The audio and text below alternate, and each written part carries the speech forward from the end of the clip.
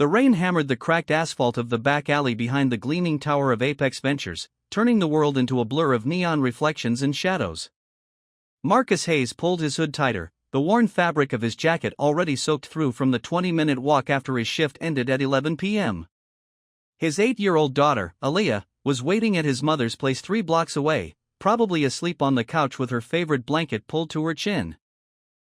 He just wanted to get her home, make her a cup of warm milk, and collapse. He almost missed the sound at first, the sharp clatter of heels on wet pavement, then a muffled cry swallowed by the storm. Marcus paused near the dumpster, ears straining. Another sound, a low, desperate plea. "Please, don't hurt me. I can't walk." The voice was cultured, educated, trembling with raw terror.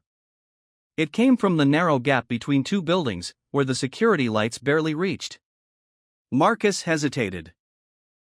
Every instinct screamed to keep walking, mind your business, stay safe, get to your kid.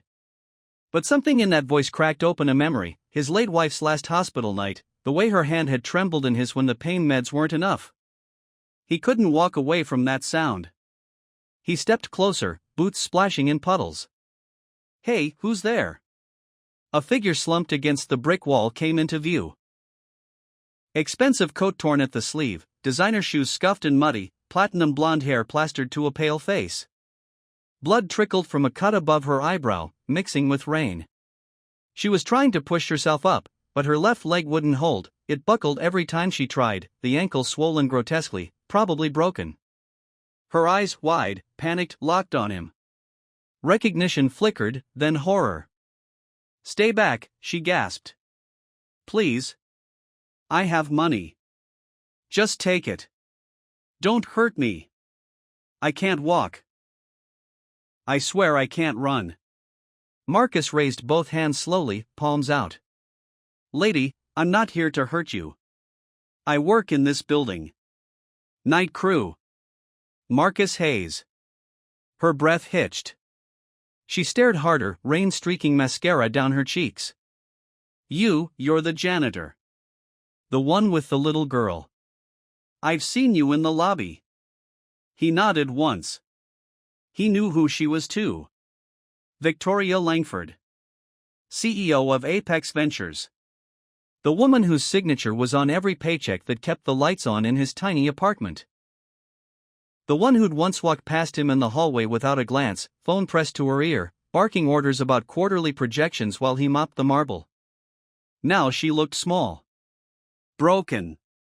"What happened?" he asked, voice low but steady. She swallowed, wincing as she shifted. "They jumped me. 2 men, masks. Took my bag, my phone. One of them, he kicked my ankle when I tried to fight back. I crawled here. I thought they'd come back." Marcus glanced down the alley. Empty except for rain and distant traffic. No sirens yet. He crouched a careful distance away, keeping his hands visible. "You need a hospital. That ankle's bad." "I can't move," she whispered. Tears mixed with rain. "Every time I try, it's like fire. Please. Just call someone. Anyone." He pulled his old flip phone from his pocket. Company policy said no smartphones on shift, and he couldn't afford a new one anyway. No signal bars. Damn storm must have knocked out a tower. No bars. "We're too far back here." Her face crumpled. "They took everything. My keys, my wallet. I live 10 blocks away. I can't even stand." Marcus looked at her, really looked. Beneath the fear was exhaustion, the kind that went bone deep. The kind single parents knew too well. He thought of Aaliyah waiting, of how many nights he'd carried her home when she fell asleep on the bus, how he'd learned to ignore the ache in his own back because she needed him. He exhaled. "All right. I'm gonna help you up. Lean on me. We'll get to the main street, there's a 24-hour diner half a block. They've got a phone, and it's warm." She flinched when he moved closer. "Why would you?" "Because I've got a daughter," he said simply. And if she was hurt and scared in the rain, I'd want someone to stop. Victoria stared at him for a long beat. Then, slowly, she nodded. Marcus slid one arm under her shoulders, the other behind her knees. She was lighter than he expected. Fragile, like the armor of power had been stripped away. She hissed in pain as he lifted her, cradling her against his chest so her injured leg dangled free. Her arms looped around his neck instinctively, fingers clutching the wet fabric of his hood. "Easy," he murmured. "Breathe through it." Each step sent a jolt through her. He felt it in the way her body tensed, the small whimpers she tried to swallow. Rain pelted them both. His boots slipped once on a slick patch. He adjusted, tightening his hold. She buried her face against his shoulder for a second, muffling a sob. "I'm sorry," she whispered. "I'm so sorry." "For what?" "For everything. For never looking at you. For the way she stopped, voice breaking. "You clean my building. You raise your kid alone. And I walk past like you're invisible." Marcus kept walking, jaw tight. "Not invisible. Just part of the background. Happens. It shouldn't." He didn't answer. They reached the mouth of the alley. Streetlights glowed ahead, cars hissing past on wet tires. The diner's neon sign flickered, "Open 24HR."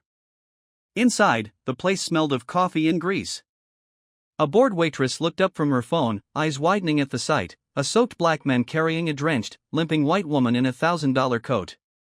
"Call 911, Marcus said, voice calm but firm. "She's hurt. Broken ankle, maybe worse. Got mugged." The waitress scrambled for the landline.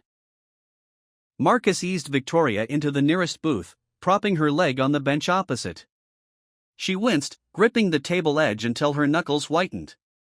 He grabbed a stack of napkins, pressed them gently to the cut on her forehead. "Hold that." She did, staring at him like she was seeing him for the first time. "You didn't have to do this." "Yeah, I did." Sirens wailed in the distance, getting closer. Victoria's breathing steadied a fraction. Then she reached out, fingers brushing his wrist. "Marcus, thank you." He met her eyes. No CEO mask left. Just a scared woman who'd finally noticed the man who kept her world running. He gave a small nod. "Get that ankle fixed. And maybe, next time you see me in the lobby, say hi to Aaliyah. She draws pictures sometimes. Leaves M on my cart. Might leave one for you." Victoria's lips trembled into the ghost of a smile. "I'd like that." Paramedics burst through the door moments later, efficient and quick. They took over, asking questions, checking vitals. Marcus stepped back, hands in his pockets, watching them load her onto the stretcher. As they wheeled her out, she turned her head, searching for him through the rain-streaked glass. Their eyes met one last time. He raised a hand in quiet farewell. Then he turned back into the night, hood up, heading toward his mother's place. Aaliyah would be waiting. And tomorrow, he'd go back to work, same building, same floors to mop. But something had shifted in the rain-soaked alley behind the tower. Victoria Langford, the untouchable CEO, had begged for mercy from a man she'd never truly seen. And Marcus Hayes, the single dad who cleaned up after everyone else's messes, had carried her out of the dark not because she was powerful, but because she was human. The rain kept falling, washing the city clean. But some stains, the ones made of pride, of blindness, of missed chances, didn't come out so easily. Yet tonight, at least one had begun to fade.